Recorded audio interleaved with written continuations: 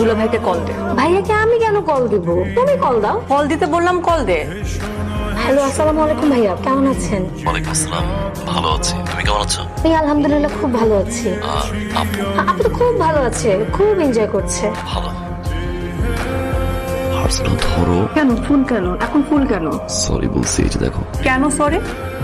এবার ব্যাগটা গুছাও না, চলো না। কেন যাব সেটা বলেন যাব। কারণ রাতে ঘুমোতে পারি না একা।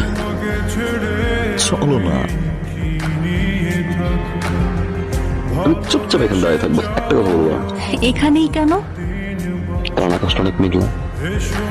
আপনি বৃষ্টি হয়ে ঝরে যান আমার হৃদয়ে। বলে তো দিয়েছি